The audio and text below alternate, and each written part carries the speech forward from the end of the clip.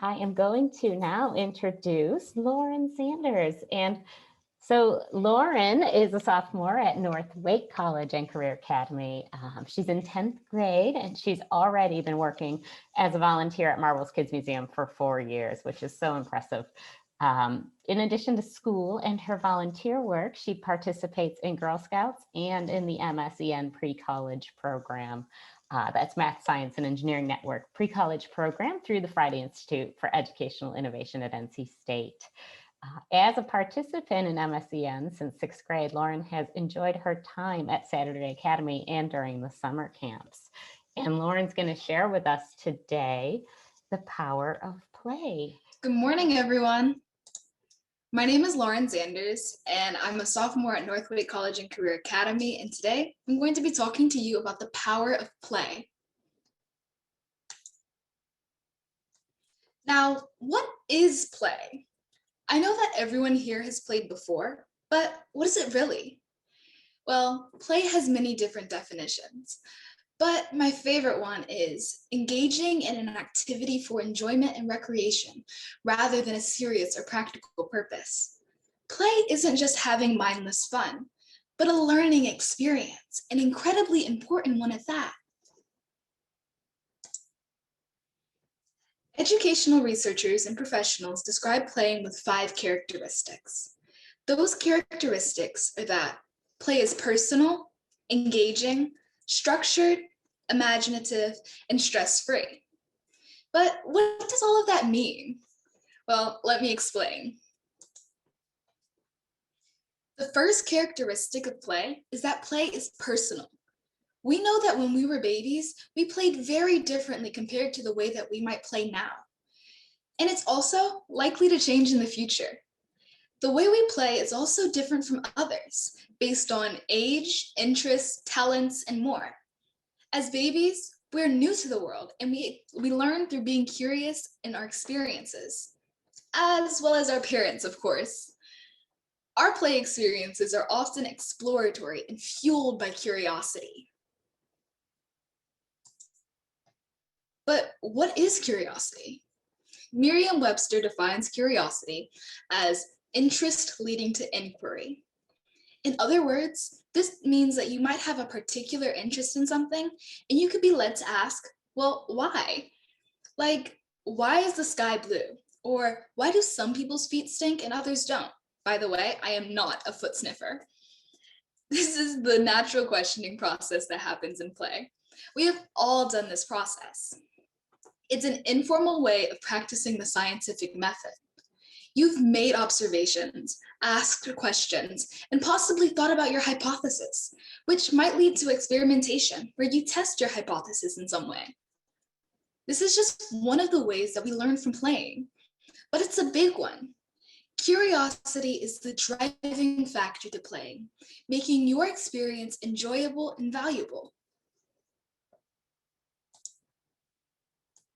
I have informal experience facilitating play, which is a fancy word for saying that I help others play.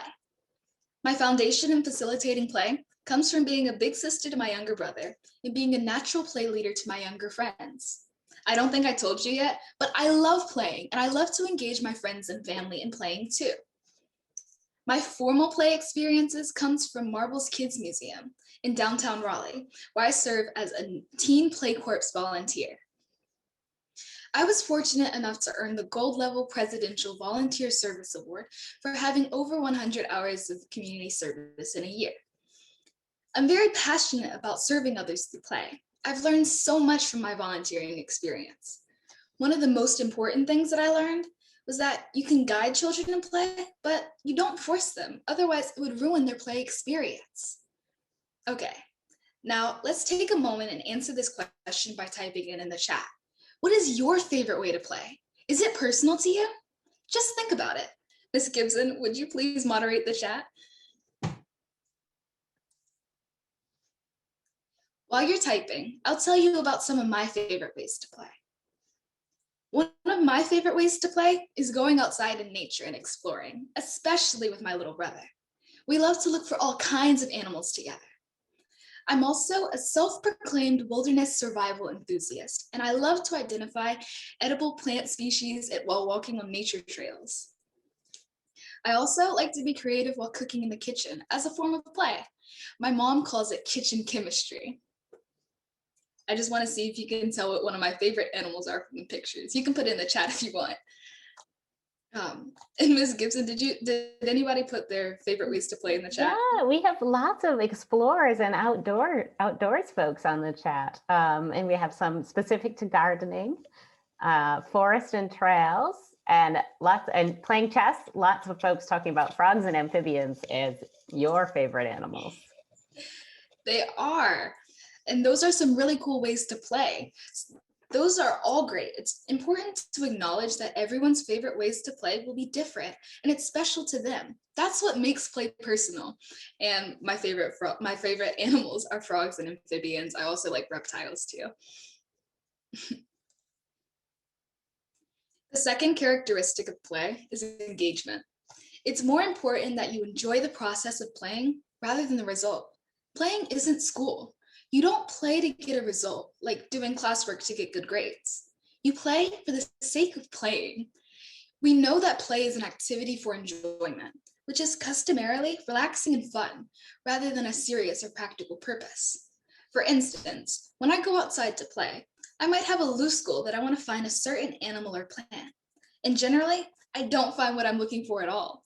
And even though I might be disappointed, I know that it doesn't deter me because I know that I might find something else that is just as cool. This open mindset allows for lots of learning opportunities. Informal learning is a specific type of learning that I find myself unconsciously doing quite often. It's a type of flexible learning that occurs outside of a structured formal environment like a classroom. It normally includes learning from experiences and has a low level of structure. Informal learning is a result of play that can be very beneficial to you as you develop. And even when we experience informal learning through play, play is still structured and has rules. Although they may not be official rules, you'll still have some mental rules. Let me explain. If you're playing, especially if you're playing an imaginative game, certain rules are made for certain behaviors.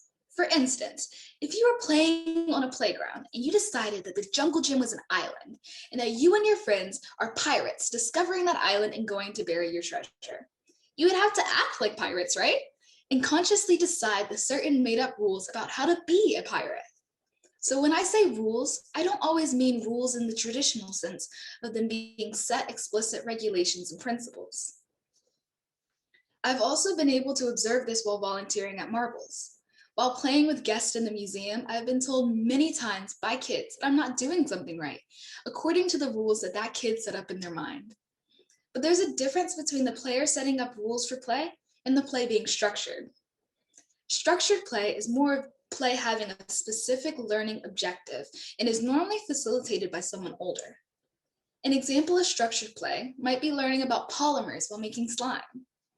I find it amazing that through structured play, you can explain complex concepts and ideas to people of any age and background. Play is also imaginative. We know from the definition of play that play is not serious, but open-minded and fun.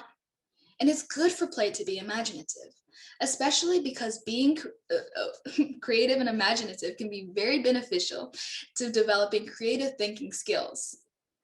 Dr. Peter Gray frames an analogy for this. He explains using chess. Chess essentially is a bunch of carved wood pieces on a board, but when playing, those same wood pieces are knights or bishops on a battlefield. The imaginative thinking that we stimulate through play helps to develop creative, critical thinking, and social skills, as well as creative problem-solving skills. This is important because these are very helpful skills to you and your future that you can develop through playing. Play is also stress-free.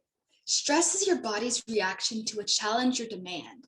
It's generally a feeling of physical or emotional tension. And when you play, you aren't focused on external factors which could bring upon stress, also known as stressors.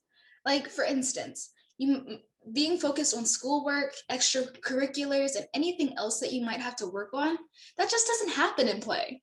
As Dr. Gray says, attention is attuned to the activity itself, and there is reduced consciousness of self and time, meaning that you're more focused on play than anything else. And it's important that you take time to play so you can release built up stress as well. Make time for play, but remember to be safe and responsible too. Play is an important part of your development and growth. I just want to reiterate a few major concepts. The first being that your play experience should be personal. It should be engaging to you, as well as having some rules. Play should be imaginative and stress-free too. My play experiences have helped me to be more equipped to handle challenges and develop critical thinking skills, and I think that it will affect you positively as well. Through play, you are building the skills needed to solve the world's problems. So play on. You are the next generation of scientists, engineers, inventors, mathematicians, and so much more. Remember that even as you get older, take time out to play. It's important. Parents, that means you too. And if you got anything out of my message today, I want you to know this. Play is powerful, so don't forget to play.